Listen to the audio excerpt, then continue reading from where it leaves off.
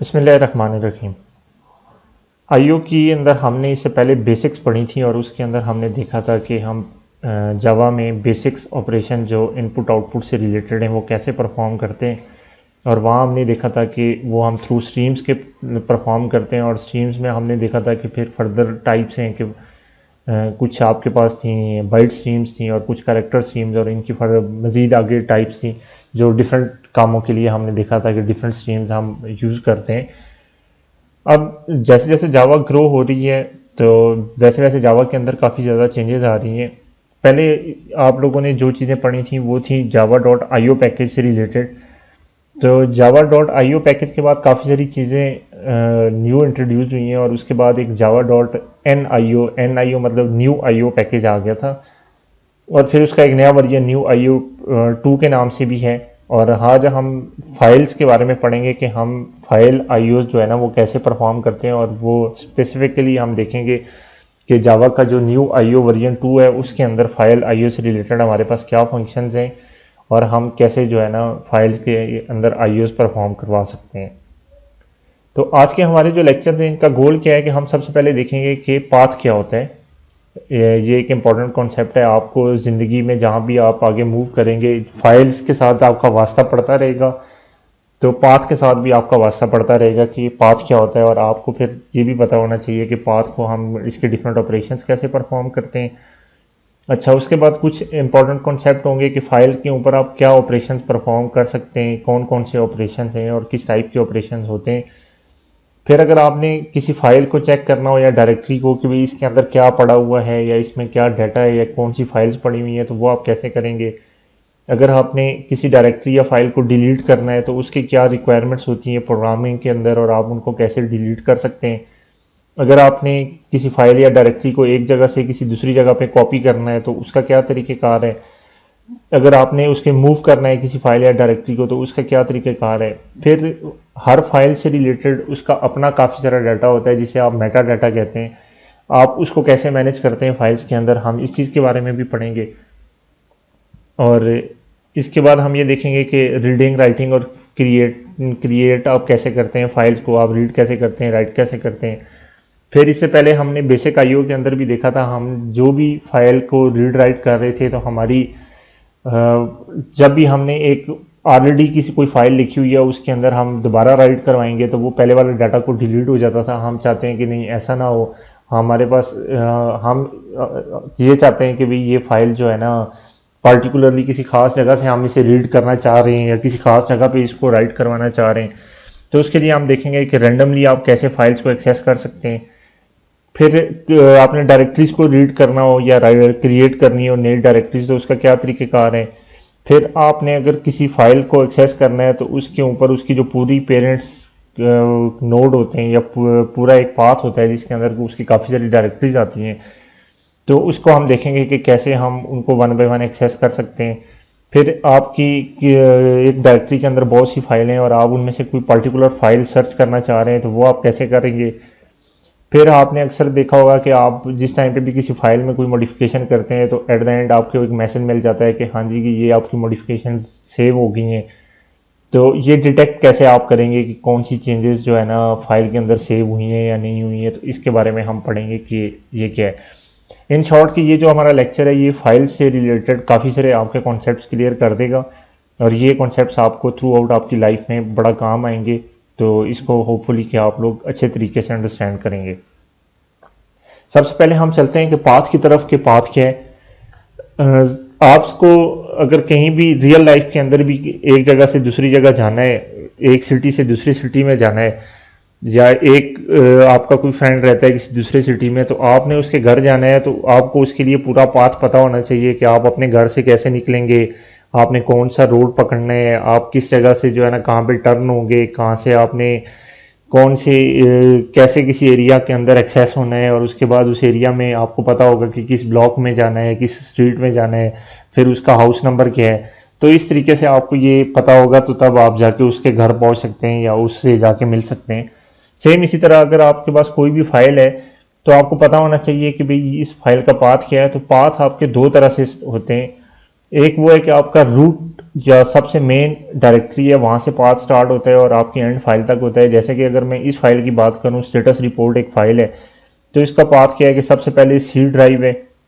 ठीक है, C drive के अंदर एक फोल्डर आपका होगा जिसे आप कहते हैं होम डायरेक्टरी है आपकी।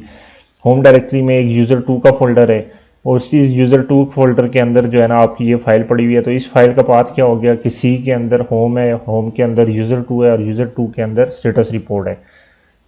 इस फाइल का पाथ क्या है कि सी में होम है और होम के अंदर लॉग फाइल है। इस फाइल का, इस डायरेक्टरी का पाथ क्या है, ये जो आपको येलो नज़र आ रही हैं ये डायरेक्टरीज हैं और ये जो आपको थोड़ा सा डल सी नज़र आ रही हैं ये आपकी फाइल्स हैं। इस डायरेक्टरी का पाथ क्या है कि आप सी में होम में आए, होम से यूज़र वन वाली डायरेक्टरी खोलें, डायरेक्ट यूज़र वन से फो वाली डायरेक्टरी खोलें। तो इस तरह से आप इसको एक्सेस कर सकते हैं। तो पाथ बेसिकली आपको ये बताता है कि आपके फाइल सिस्टम ने जो फाइल सेव की हुई है अपने पास उसको किस तरीके से ऑर्गेनाइज करके रखा हुआ है। ठीक है, जिस तरह से ये मैंने यहाँ पे लिखा है, a file system stores and organize files on some form of media, मतलब हार्ड डिस्क वगैरह पे आपकी फाइल सेव होती हैं या यूएसबीज वगैरह पे या आपकी जो दूसरी एसएसडीज हैं, किन चीज़ों के ऊपर आपकी फाइल सेव होती है। और वो सेव इस तरीके से होती हैं ताकि आप इनको बाद में इजीली रिट्रीव भी कर सकें। और मोस्टली जो तरीका अपनाया जाता है इन फाइल्स को स्टोर करवाने के लिए विंडो वाले केस में एनटीएफएस या जो भी फाइल सिस्टम्स हैं, ये आपका एक ट्री स्ट्रक्चर जो है ना इम्प्लीमेंट करते हैं। ये डाटा स्ट्रक्चर्स के अंदर आप पढ़ेंगे कि भाई ट्रीज क्या होते हैं और ट्रीज को कैसे इम्प्लीमेंट किया जाता है। तो बेसिकली ये जो डाटा स्ट्रक्चर ये फाइल सिस्टम यूज़ करते हैं वो ट्री होता है। ट्री की बहुत सारी टाइप्स हैं, हर एक के अपने अपने एडवांटेज हैं और ये हमारा स्कोप नहीं है कि हम अभी ट्री को डिस्कस करें। तो आप जिस टाइम पे भी किसी फाइल को आइडेंटिफाई करना चाहते हैं, file is identified by its path through the file system beginning from the root node, कि रूट नोड से लेके आपकी फाइल तक का जो पाथ है आप इसे जो है ना आइडेंटिफाई करते हैं कि ये फाइल आपकी इस जगह पे पड़ी हुई है। अब पाथ आपके दो तरह के होते हैं, या आपके एब्सोल्यूट पाथ होते हैं और या आपके रिलेटिव पाथ होते हैं। एब्सोल्यूट पाथ कौन से होते हैं? जो आपके रूट नोड से स्टार्ट होते हैं और आपकी फाइल तक आते हैं। कंप्लीट पाथ होता है ये, जिसमें आप इसे बताते हैं कि भाई इसका रूट नोड ये है, उसके बाद ये वाली डायरेक्टरी है, उसके बाद ये वाली डी है, उसके बाद ये वाली, और अप टू आप उस फाइल को जाके एक्सेस कर लेते हैं। जबकि रिलेटिव पाथ के अंदर आप किसी रेफरेंस के साथ चल रहे होते हैं या किसी और पाथ के अंदर रहते हुए आप बता रहे होते हैं कि इस पाथ में रहते हुए आगे जो है ना आप लुकअप कर लो कि फलां जगह पे ये चीज़ पड़ी हुई होगी। तो इसको आप रिलेटिव कहते हैं। रिलेटिव पाथ के अंदर आपका कंप्लीट पाथ नहीं होता, आपका पाथ कंप्लीट तब होता है जब इसके पास किसी और पाथ का भी रेफरेंस होता है। उसके अलावा भी एक चीज़ यूज़ होती है जिसे सिंबॉलिक लिंक्स कहते हैं, पाथ के तौर पे उनको भी यूज़ किया जाता है। तो ये आप लोग अपने तौर पे अगर सर्च करना चाहें कर लीजिएगा, ये भी एक इंटरेस्टिंग चीज़ है। वो भी पाथ ही एक लिहाज से बता रहा होता है लेकिन वो सिंबॉलिकली आपको बता रहा होता है कि भी ये चीज़ फलां जगह पे पड़ी हुई है। तो हाँ, इसमें क्या है कि पाथ की दो टाइप्स हैं, या वो रिलेटिव होगा या एब्सोल्यूट होगा। Absolute path always contain the root element and the complete directory list required to locate the file. जिस तरह ये देखें, सी के अंदर होम था, होम के अंदर कोई सैली का फोल्डर है, उसके अंदर स्टेटस रिपोर्ट आपकी पड़ी हुई है। ये आपका एक एब्सोल्यूट पाथ है। और relative path needs to be combined with another path, कि रिलेटिव पाथ के लिए आपको इसे किसी दूसरे पाथ के साथ कंबाइन करना पड़ता है जिसके ताकि आप फाइल को एक्सेस कर सकें।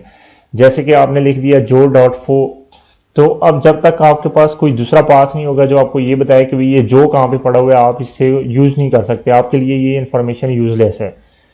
तो आप जिस टाइम के आपके पास पिछला एक और पाथ होगा जो आपको ये बताएगा कि अच्छा जो वाला फोल्डर इस जगह पे है, और आप फिर जो डॉट फोर जो डैश स्लैश फोर लिखेंगे तो फिर आपको पता होगा अच्छा कि ये दोनों पाथ मिलके आपका एक पाथ बनाएंगे। तो इस तरह के पाथ को आप रिलेटिव पाथ कहते हैं। तो रिलेटिव पाथ की जब भी ट्रांसलेशन होती है तो ये हमेशा एब्सोल्यूट पाथ के तौर पे प्रोग्राम इनको ट्रांसलेट करके फर्दर जेवीएम्स वगैरह को प्रोवाइड करता है। अब जावा के अंदर एक क्लास बनाई थी जावा के डेवलपर्स ने, उसे पाथ क्लास कहते हैं। इस क्लास का मकसद ये है कि इसके अंदर आप कोई भी पाथ स्पेसिफाई करके पाथ का ऑब्जेक्ट बना सकते हैं, और इस क्लास के अंदर बहुत सारे ऑपरेशंस हैं जो आप उस पाथ पे अप्लाई कर सकते हैं और आपके काफ़ी सारे काम जो है ना आसान हो जाते हैं। ये पाथ क्लास आपकी जावा वर्जन 7 के अंदर इंट्रोड्यूस हुई थी, और NIO जो पैकेज है जिसकी मैं बात कर रहा हूँ उसके अंदर ये समझ लें कि एक एंट्री पॉइंट है आपके लिए कि आप यहाँ से इसको अगर सीखना शुरू करें तो ये भी आपके लिए एक एंट्री पॉइंट के तौर पे काम करेगा कि आपने अगर फाइल्स के बारे में पढ़ना है तो आपको पाथ से जो है ना स्टार्ट करना पड़ेगा। पाथ क्लास आपकी प्रोग्रामेटिक रिप्रेजेंटेशन है कि जो आपका पूरा पाथ है फाइल सिस्टम के अंदर, उसकी पाथ के जितने भी आप ऑब्जेक्ट बनाएंगे उसके अंदर क्या होंगे, फाइल के नेम होंगे, डायरेक्टरी की लिस्ट होगी, ठीक है, इनके थ्रू आप इनको बना सकते हैं। अच्छा, एक पाथ का जो इंस्टांस होता है वो हमेशा उसके अंडरलाइंग प्लेटफॉर्म जो है ना उस पर डिपेंड कर रहा होता है, मतलब जो उसका ऑपरेटिंग सिस्टम है उसके ऊपर इसको डिपेंड कर रहा होता है। अगर आपने एक पाथ बनाया है सी विंडो के अंदर और आप उसको यूज़ करना चाह रहे हैं किसी दूसरे ऑपरेटिंग सिस्टम के ऊपर, तो वहाँ पे ये आपको इशू देगा, क्योंकि लाजमी नहीं है कि आप अगर फर्ज किया इसको यूबंटो पे आप रन करेंगे, यूबंटो में सी नहीं होती, तो ये आपको वहाँ पे इशू देगा कि भाई सी जो है ना मेरे पास नहीं है। तो इसलिए पाथ आपका जो है ना ये आपके ऑपरेटिंग सिस्टम जो है उन पर रिलाई करता है। अगर आप दो पास को कंपेयर करना चाह रहे हैं और वो दो डिफरेंट ऑपरेटिंग सिस्टम्स के ऊपर से, तो आप उन्हें कंपेयर नहीं कर सकते क्योंकि उन दोनों के स्ट्रक्चर्स ही डिफरेंट हैं। और पाथ क्लास के अंदर जो मेथड्स हैं वो किस किस पर्पस के लिए हैं। अगर आपने कोई पाथ क्रिएट करना है आप कैसे करेंगे, किसी कोई पाथ ऑलरेडी मौजूद है उसकी इन्फॉर्मेशन आपने लेनी है वो आप कैसे लेंगे, आपने किसी पाथ को कन्वर्ट करना है एक ऑपरेटिंग सिस्टम से किसी दूसरे के लिए, तो वो आप कैसे उसे कन्वर्ट कर सकते हैं। अगर दो पाथ्स हैं और आप उन्हें जोड़ना चाह रहे हैं, आप वो काम कैसे कर सकते हैं, ये एक मेथड आपके पास अवेलेबल है। अगर दो पाथ्स के दरमियान आप कोई और मेथड पाथ जो है ना वो इंट्रोड्यूस करवाना चाह रहे हैं तो वो भी आप करवा सकते हैं। दो पाथ्स को आप कंपेयर करना चाह रहे हैं तो ये भी आप कर सकते हैं। मतलब ये सारे मेथड्स हैं जो पाथ क्लास आपको प्रोवाइड की गई है जावा के वर्जन 7 में, उसके अंदर अवेलेबल हैं, जिनके थ्रू आप ये सारे काम भी परफॉर्म कर सकते हैं। अगर ये पाथ क्लास ना होती तो आपको हर दफ़ा पाथ के लिए जो है ना उसे कोई ना कोई स्ट्रिंग्स देनी पड़ती हैं और स्ट्रिंग्स के ऊपर ये सारे इन्फॉर्मेशन या ये सारे काम आप परफॉर्म नहीं कर सकते थे। अब उसके बाद जो मेन चीज़ जिसके बारे में हम पढ़ेंगे वो फाइल है कि आप फाइल के ऊपर क्या क्या ऑपरेशन परफॉर्म कर सकते हैं। तो इसी तरह फाइल्स की एक क्लास है जावा के जो वर्जन था 7 और उसके बाद के वर्जन जितने भी हैं जिसके अंदर NIO आया था आपका, इसके अंदर आपकी फाइल्स की एक क्लास है और ये आपका प्राइमरी एंट्री पॉइंट है इस फाइल पैकेज के अंदर। इसके अंदर बहुत सारे आपके स्टैटिक मेथड्स हैं जिनसे के थ्रू आप रीडिंग राइटिंग कर सकते हैं, फाइल्स को मैनिपुलेट कर सकते हैं, डायरेक्टरीज को मैनिपुलेट कर सकते हैं, डायरेक्टरीज को क्रिएट कर सकते हैं। और ये जितने भी फाइल्स के मेथड हैं ये पाथ, इनकी रिक्वायरमेंट क्या है कि आप इन्हें कोई पाथ का ऑब्जेक्ट देंगे तो ये उसके ऊपर काम करेंगे, ठीक है। मतलब कि पाथ आपको पता होंगे, पाथ का आपने ऑब्जेक्ट बनाया हुआ होगा, वो आप पास करके इन मेथड्स के थ्रू डिफरेंट ऑपरेशन परफॉर्म कर सकते हैं। अब फाइल के कुछ ऑपरेशन हैं, ये मैंने इनके नाम लिखे हुए हैं, इनको समझना आपके लिए ज़रूरी है, ये आपके अक्सर बड़े काम आएंगे। सिर्फ जावा के लिए नहीं, ये आपके हर तरह के जहाँ पे भी आप जाएंगे या जो भी चीज़ आप पढ़ेंगे आपको ये ऑपरेशंस बड़े काम आएंगे। सबसे पहला क्या है कि आपने सिस्टम के रिसोर्सेज को रिलीज करना है, मतलब आपने जब भी किसी फाइल को एक्सेस करना है तो जब आपका काम खत्म हो जाएगा तो आपने उसको रिलीज भी करना है ताकि आपका सिस्टम जो है ना किसी दूसरे प्रोग्राम को अलाउ भी करे कि ये वो इस फाइल को एक्सेस कर सकता है। फिर फाइल से रिलेटेड जब भी आप कोई काम करेंगे तो आपको ये अपने जहन में मस्त रखना चाहिए कि भाई इसमें एक्सेप्शन आ सकती है। एक्सेप्शन क्या है, मे बी जो पाथ है वो सही नहीं लिखा हुआ, मे बी फाइल जो है ना वो ठीक नहीं है, मतलब इसमें बहुत सारी एक्सेप्शन आ सकती है, मे बी फाइल एग्जिस्ट ही नहीं कर रही। तो एक्सेप्शन आपके माइंड में परमानेंट होनी चाहिए। फिर कुछ आर्गूमेंट्स हैं कि नंबर ऑफ आर्गूमेंट्स अगर आप देना चाह रहे हैं किसी फाइल को रीड राइट करवाने के लिए या उसको एक्सेस करने के लिए, जिस तरह की ये सिर्फ रीडेबल हो, ये सिर्फ राइटेबल हो, या इस तरह से कि ये अगर रीड हो रही है या राइट हो रही है तो जो एग्जिस्टिंग कंटेंट्स हैं उनको रिप्लेस कर दे या फिर ये उनको ना रिप्लेस करे, इस तरह से बहुत सारे फंक्शंस हैं। तो ये फिर आप जब फाइल्स को यूज़ करते हैं तो आप नंबर ऑफ आर्गूमेंट्स उसमें बताते हैं कि भाई आप कैसे कैसे इनको यूज़ कर सकते हैं। फिर कुछ अटोमिक ऑपरेशंस होते हैं। अटोमिक ऑपरेशंस वो हैं कि जिनको एक दफ़ा में जब ये स्टार्ट हो तो कंप्लीट होना मस्ट होता है। जिस तरह अगर आप फाइल को कॉपी कर रहे हैं तो एक दफ़ा अगर कॉपी स्टार्ट आपने कर दी है तो जब तक ये आपकी कंप्लीट नहीं होगी कॉपी, आप इसके ऊपर दूसरा ऑपरेशन नहीं कर सकते। या अगर आप मूव कर रहे हैं फाइल को तो ये भी आपका एक अटोमिक ऑपरेशन है। मेथड चेनिंग आपको अक्सर नजर आएगी कि आपने एक मेथड कॉल किया और उसी के साथ ही आपने एक और मेथड कॉल किया और उसके साथ ये एक और कर लिया, तो ये एक पूरी चेन बनेगी। फिर एक ग्लोब का कॉन्सेप्ट है कि हम अगर फाइल्स को सर्च करना चाह रहे हैं तो वो हम कैसे करेंगे, डायरेक्टरीज को सर्च करना चाह रहे हैं वो कैसे करेंगे। तो ये कुछ फाइल्स के इंपॉर्टेंट कॉन्सेप्ट्स थे और इनको मैं वन बाय वन जो है ना आपके सामने डिस्क्राइब करता जाऊंगा कि ये क्या क्या है। सबसे पहले हम चलते हैं कि सिस्टम रिसोर्सेज को रिलीज करने से क्या मुराद है कि एक इंटरफेस है क्लोजेबल इंटरफेस। जावा की जो एपीआई है, एनआईओ है या आईओ की जो भी एपीआई है, इसके अंदर मोस्टली जितनी भी आपकी फाइल क्लासेस हैं उन सब ने इस इंटरफेस को इम्प्लीमेंट किया हुआ होता है, चाहे वो स्ट्रीम्स हैं, चैनल्स हैं, जो भी हैं, इन सब ने इस क्लोजेबल इंटरफेस को इम्प्लीमेंट किया हुआ होता है। और इसकी रिक्वायरमेंट क्या है क्लोजेबल इंटरफेस की, कि भाई आप क्लोज मेथड हर सूरत में आपने इसको यूज करना है जब भी आप किसी सिस्टम रिसोर्स को रिलीज करते हैं, या मतलब आपका काम खत्म हो गया और आप चाहते हैं कि मैं इस सिस्टम रिसोर्स को रिलीज कर दूं, तो उसके लिए आपको क्लोज मेथड लाजमी कॉल करना पड़ेगा। अगर आप इस क्लोज मेथड को कॉल नहीं करते, निगलेक्ट कर देते हैं, तो उससे आपके प्रोग्राम की परफॉर्मेंस पे बुरा इफेक्ट पड़ेगा। जैसे कि मैंने पिछली एक बेसिक आईओ की लैब के अंदर आपको करके दिया था कि अगर हम फाइल को क्लोज नहीं करेंगे तो अगर आप उसे अपने राइट ऑपरेशन के बाद ओपन भी करेंगे तो आपको वहां पे कुछ भी लिखा हुआ नजर नहीं आएगा। अच्छा, कैचिंग एक्सेप्शन तो आपको पता है कि ये लाजमी हिस्सा है आपका फाइल आईओ के साथ। जैसे कि फाइल पता नहीं एग्जिस्ट भी कर रही है या नहीं, या फाइल का पाथ सही नहीं है, या आपका जो फाइल सिस्टम है वो सही नहीं है, तो इन तमाम केसेस के अंदर आपके पास बहुत सारे एरर्स आपके पास आएंगे, आपका प्रोग्राम जो है ना वो टर्मिनेट हो जाएगा। तो हम क्या करते हैं कि जावा आपको अलाउ ये बाउंड करती है कंपाइल टाइम एक्सेप्शन के थ्रू कि आप जब भी कोई आईओ परफॉर्म करने जा रहे हैं तो आप इस एक्सेप्शन को लाजमी हैंडल करें या थ्रो करें। तो जावा 7 के वेरिएंट में आपके पास एक ट्राई विद रिसोर्स का स्टेटमेंट था कि ये भी एक्सेप्शन को हैंडल करने का एक तरीका है। जिस तरह ट्राई कैच करते हैं, आपकी मर्जी है आप ट्राई विद रिसोर्स के थ्रू एक्सेप्शन को हैंडल करें, ट्राई कैच के थ्रू एक्सेप्शन को हैंडल करें, या सिंपली इसको थ्रोज करके एक्सेप्शन को हैंडल करें। लेकिन जो बेस्ट तरीका है, ये अच्छी प्रैक्टिस है, वो ये है कि या आप ट्राई कैच से इसको हैंडल करें या ट्राई विद रिसोर्स से आप इसको हैंडल करें। वेरिएबल आर्गुमेंट्स का मैंने आपको पहले भी बताया। लेट्स से कि हम एक फाइल को मूव करना चाह रहे हैं, तो आपको बताना पड़ेगा किस पाथ पे फाइल पड़ी हुई है, किस पाथ पे आप इसे मूव करना चाह रहे हैं, और फिर साथ ही आपको ऑप्शंस भी बताना पड़ेंगे कि भाई अगर ऑलरेडी वहाँ पे इस नाम की कोई फाइल पड़ी हुई है तो आपने उसे रिप्लेस करना है या नहीं करना। तो इस तरह से आप मल्टीपल आर्गुमेंट्स दे सकते हैं किसी भी फाइल के मेथड को कॉल करते हुए, और ये आर्गुमेंट्स आपके जो है ना कॉमा सेपरेटेड होंगे। यहाँ पे शायद एक चीज़ आपने गौर की हो कि ये कॉपी ऑप्शन के बाद मैंने 3 डॉट डाले, ये 3 डॉट आपकी एरे रिप्रेजेंटेशन को शो करते हैं। इस 3 डॉट्स का सेम मतलब है ये कॉपी ऑप्शन के बाद आप 2 ब्रैकेट्स डालते हैं, ठीक है। एरे को रिप्रेजेंट करने का ये भी एक तरीका है, और ये भी मैंने आपको बताया था कि आप जब मेन मेथड है उसमें स्ट्रिंग की एक एरे लिखी हुई होती है, आपकी मर्जी है आप उसमें ब्रैकेट्स 2 लगाएं या फिर 3 डॉट लगा दें, इन दोनों का एक ही मतलब कंसिडर किया जाएगा। एटॉमिक ऑपरेशन ऐसे ऑपरेशन हैं जिनका एक गो में पूरा होना मस्ट होता है।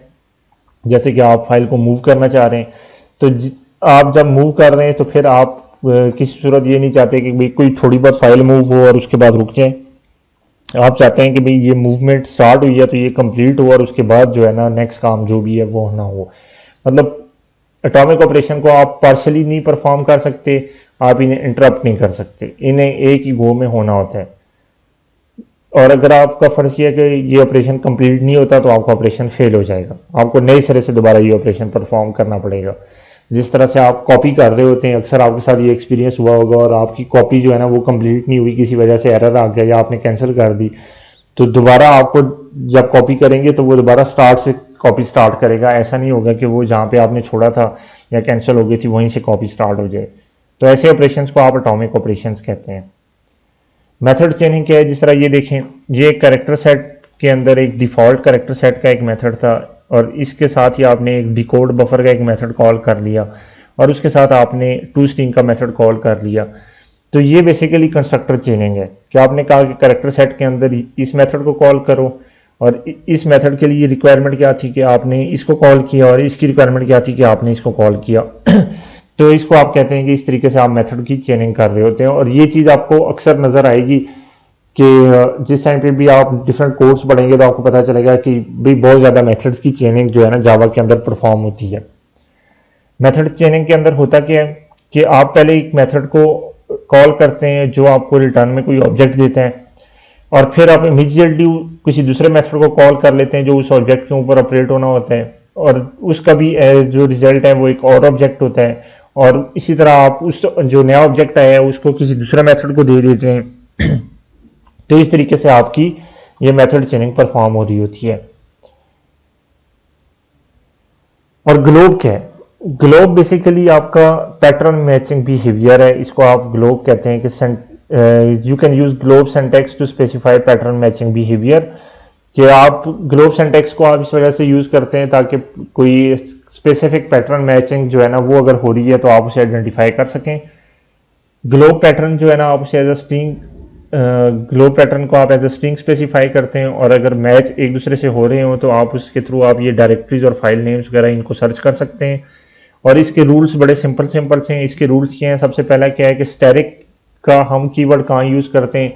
जहां हमने हर चीज को इंक्लूड करवाना होता है। इस तरह आपको मैंने एक दो एक्सरसाइजेस के अंदर बताया था कि इंपोर्ट की स्टेटमेंट में मैं आईओ डॉट के बाद स्टैटिक लगा देता ताकि आईओ की सारी जितनी भी फाइल्स हैं वो सारी एक्सेसिबल हों। दो दफा स्टैटिक कहाँ लगाते हैं? जब आपने डायरेक्टरी को बाईपास करना होता है, मतलब आप एक जगह से एक डायरेक्टरी के अंदर देखना चाह रहे हैं तो आप दो दफा स्टैटिक लगाएंगे। क्वेश्चन मार्क आप वहां पे लगाते हैं जहां आप एग्जैक्टली एक कैरेक्टर को मैच करवाना चाह रहे होते हैं। आप ये ब्रैकेट्स के अंदर चीज़ों को तब लिखते हैं जब आप इनको अलग अलग एक सब पैटर्न के तौर पे देना चाह रहे हो। जिस तरह ये एक ब्रैकेट्स के अंदर तीन चीज़ें, इनको वो सेपरेटली तीन पैटर्न कंसिडर करता है। अच्छा, स्क्वायर ब्रैकेट्स आप कहाँ पे लगाते हैं? स्क्वायर ब्रैकेट्स के थ्रू आप एक सेट ऑफ सिंगल कैरेक्टर्स या हाइफन कैरेक्टर्स जो है ना उसको यूज करते हैं, या रेंज ऑफ कैरेक्टर्स जो है ना वो इसे बता सकते हैं। जिस तरह आपने बताया यहाँ पे 0 से 9 तक तमाम नंबर्स जो है ना वो इंक्लूड कर लो, ए से जी तक तमाम कैपिटल या अपर केस लेटर इंक्लूड करो, या जिस तरह आपने बताया कि तमाम स्मॉल या कैपिटल इन सबको इंक्लूड करो, तो इसके लिए आप स्क्वायर ब्रैकेट्स लगाते हैं। इस तरह से आपके इसके पास और भी बहुत सारी इसमें रूल्स हैं। अच्छा, और अगर आपने स्पेशली इसको स्टैटिक से मैच करवाना हो, मतलब आपकी एक किसी स्ट्रिंग के अंदर जो है ना स्टैटिक लिखा हुआ है और आप स्पेशली इसके साथ मैच करवाना चाह रहे हैं, या आपने क्वेश्चन मार्क के साथ इसको मैच करवाना है, तो उसके लिए आपको फिर यहाँ पे बैक स्लैश यूज़ करनी पड़ेगी। और बैक स्लैश स्टैटिक करेंगे तो क्वेश्चन मार्क करेंगे तो ये फिर स्ट्रिंग के अंदर क्वेश्चन मार्क होगा उसके साथ इसको मैच करवाएगा। और इसी तरह बैक स्लैश स्टैटिक करेंगे तो आप उसके बाद स्टैटिक को जो है ना वो इटसेल्फ मैच करवा सकते हैं कि कहीं पे स्टैटिक अपीयर हो रहा है या नहीं हो रहा। अब हमारे पास नेक्स्ट ये है कि आप फाइल्स और डायरेक्टरीज को चेक करना चाह रहे हैं, और चेक में क्या आप करेंगे कि आप देखेंगे कि क्या इस नाम से फाइल और डायरेक्टरी एग्जिस्ट कर रही है या नहीं, क्या ये फाइल एक्सेसिबल भी है या नहीं, क्या आपके पास जो पाथ है वो सेम फाइल को, या दो पाथ्स हैं और वो सेम फाइल को लोकेट कर रहे हैं या नहीं। तो ये आप कैसे करते हैं? इसके लिए आपके पास जो ऑप्शन है वो ये है कि आपने एग्जिस्ट और नॉट एग्जिस्ट ये दो फंक्शंस हैं, इनको यूज करना है। एग्जिस्ट का फंक्शन आप कैसे, उसकी रिक्वायरमेंट क्या है? आप उसे कोई पाथ देंगे और नंबर ऑफ ऑप्शंस उसे देंगे कि वो चेक करे कि ये पाथ जो है ना अवेलेबल है या नहीं। तो इसके अंदर वो देख लेगा कि अगर वो आपने फाइल का पाथ दिया है कि क्या ये फाइल अवेलेबल थी या नहीं, क्या ये डायरेक्टरी अवेलेबल थी या नहीं। या सेम इसी तरह नॉट एग्जिस्ट का एक ऑप्शन है कि आप इसके अंदर ये चेक कर लेंगे कि इस पाथ के अंदर ये चीज़ अवेलेबल थी या नहीं, या इस नाम से डायरेक्टरी या कोई फाइल अवेलेबल थी या नहीं। तो अगर तो अवेलेबल होगी तो ये आपको ट्रू रिप्रेजेंट वापस कर देगा, और अगर नहीं होगी तो ये फॉल्स वापस कर देगा। अब अगर फर्ज किया आपने चेक कर दिया फाइल अवेलेबल है, तो अब आप उसके बाद ये चेक करना चाह रहे हैं क्या ये एक्सेसिबल भी है या नहीं। उसके लिए आपके पास तीन ऑप्शन हैं, या आप देखेंगे कि ये रीडेबल है, आप इसे पाथ देंगे और चेक करेंगे रीडेबल है या नहीं। अगर रीडेबल होगी तो ये आपको ट्रू वापस करेगा वरना फॉल्स। या फिर आप ये देखेंगे ये राइटेबल है या नहीं, या फिर आप ये देखेंगे ये एग्जीक्यूटेबल है या नहीं। फिर ऐसे भी हो सकता है कि आपके पास पाथ दो पाथ हों और वो एक्चुअल में सेम किसी फाइल को रिप्रेजेंट कर रहे हो, दो पाथ्स के ऑब्जेक्ट हो। तो उसके लिए आप क्या करेंगे, इस सेम पाथ का एक फंक्शन है, आप इसको कॉल करेंगे और इसे दोनों पाथ्स के ऑब्जेक्ट्स प्रोवाइड कर देंगे। वो चेक कर लेगा क्या ये एक ही फाइल को रिप्रेजेंट कर रहे हैं या कोई दो डिफरेंट फाइल्स हैं।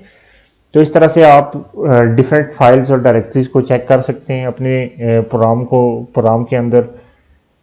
फिर अगर आप ये चाहते हैं नेक्स्ट जो हम देखेंगे कि भी किसी फाइल को डिलीट करना हो आपने या डायरेक्टरी को, तो उसकी कंडीशंस क्या हैं। अगर तो वो कोई सिंबॉलिक लिंक है तो फिर तो सिर्फ लिंक डिलीट होगा, एक्चुअल फाइल आपकी डिलीट नहीं होती। लेकिन अगर आपकी किसी फाइल या उसको डायरेक्टरी को डिलीट करना चाह रहे हैं तो उसके लिए डायरेक्टरी के लिए ये मस्ट है कि उस डायरेक्टरी को एम्प्टी होना चाहिए। आपको ये एरर अक्सर मिलता भी होगा आप किसी डायरेक्टरी को अगर यूबंटू वगैरह पे डिलीट करें तो वो आपको पहले कह देता है कि इसके अंदर ऑलरेडी कोई और चीज़ पड़ी हुई है, इस वजह से मैं इसको डिलीट नहीं कर सकता। फाइल क्लास के अंदर आपके पास दो डिलीशन के मेथड हैं। एक डिलीट के अंदर आप पाथ उसे देते हैं कि भाई इस पाथ के अंदर जो फाइल है इसको डिलीट कर दो, तो या तो वो इसको डिलीट कर देगा या फिर आपको एक एक्सेप्शन दे देगा कि भाई डिलीशन फेल हो गई है। तो दूसरा केस क्या है, एक मेथड क्या है डिलीट इफ एग्जिस्ट के, इसमें क्या है कि वो पहले चेक करेगा इस पाथ पे फाइल है या नहीं, अगर होगी तो डिलीट कर देगा, अगर नहीं होगी तो डिलीट नहीं करेगा। लेकिन इस केस में आपको एक्सेप्शन कोई भी नहीं मिलनी अगर इन केस उसे फाइल नहीं भी मिलती तो। अब अगर आपने कॉपी करना है तो कॉपी करने के लिए आपको हमेशा कॉपी का फंक्शन यूज करना है, और कॉपी के फंक्शन के बाद आपने इसे ये बताना है कि ये कहाँ से सोर्स पाथ इसका क्या है, डेस्टिनेशन पाथ क्या है, और कॉपी के डिफरेंट ऑप्शंस क्या हैं। आप सेम इसी तरह डायरेक्टरीज को भी अगर आप कॉपी करना चाह रहे हैं तो आप उनको कॉपी कर सकते हैं, लेकिन उसके लिए कंडीशन क्या है, तो अगर डायरेक्टरी आपकी फाइल्स उसके अंदर मौजूद हैं तो फिर डायरेक्टरी आपकी से नॉर्मली कॉपी नहीं होती। अगर आप बगैर फाइल्स के कॉपी करना चाह रहे हैं तो फिर आप इसको कॉपी कर सकते हैं। तो अगर फर्ज किया कि आपने की एक डायरेक्टरी थी उसमें फाइल्स भी थी और आप उसको कॉपी करना भी चाह रहे हैं, तो वो अगर कॉपी हो भी जाती है तो उसके अंदर जो फाइल्स थी वो कॉपी नहीं होंगी, ठीक है, वो एक एम्प्टी डायरेक्टरी के तौर पे वहां पे बनेगी। और अगर किसी फाइल को आप कॉपी करना चाह रहे हैं तो उसके लिए आपके पास कॉपी के मेथड क्या है कि आप कोई स्ट्रीम उठाएं और उस मतलब सोर्स के तौर पे कोई स्ट्रीम लें और आउटपुट के तौर पे उसे कोई पाथ दे दें कि भाई इस फाइल के अंदर जो है ना इसको कॉपी करो। और या फिर ये हो सकता है कि आप किसी पाथ से डाटा उठा रहे हो और उसे आउटपुट स्ट्रीम के ऊपर कॉपी करवा रहे हो, तो ये काम भी आप कर सकते हैं। अगर आपने मूव करना है किसी फाइल या डायरेक्टरी को तो उसके लिए भी आपको बताना पड़ेगा इसका सोर्स पाथ क्या है, इसका डेस्टिनेशन पाथ क्या है, और इसके अंदर ऑप्शंस आप बताएंगे। ऑप्शन क्या हो सकते हैं, जिस तरह रिप्लेस एग्जिस्टिंग के, अगर आपकी डेस्टिनेशन पे इस नाम से ऑलरेडी कोई फाइल या डायरेक्टरी थी तो उसको रिप्लेस कर दो। और इस तरह से और भी बहुत से जो फंक्शन हैं वो इसमें हो सकते हैं। अगर तो आपने कोई सूटेबल फंक्शन इसमें ऑप्शन नहीं दिए हुए, तो अगर इन केस जिस तरह ये है कि आपने रिप्लेस एग्जिस्टिंग का ऑप्शन नहीं दिया हुआ था तो फिर आपकी मूव फेल हो जाएगी, वो कहेगा इस नाम से ऑलरेडी डायरेक्टरी यहाँ पे एग्जिस्ट कर रही है। जो खाली डायरेक्टरीज हैं इनको भी आप मूव कर सकते हैं। और अगर आपकी जो है ना डायरेक्टरी एम्प्टी नहीं है तो भी आपको मूव अलाउ है। लेकिन अब इस केस में डायरेक्टरी आपकी मूव हो जाएगी, लेकिन जो डायरेक्टरी के कंटेंट्स वगैरह थे वो आपके मूव नहीं होते।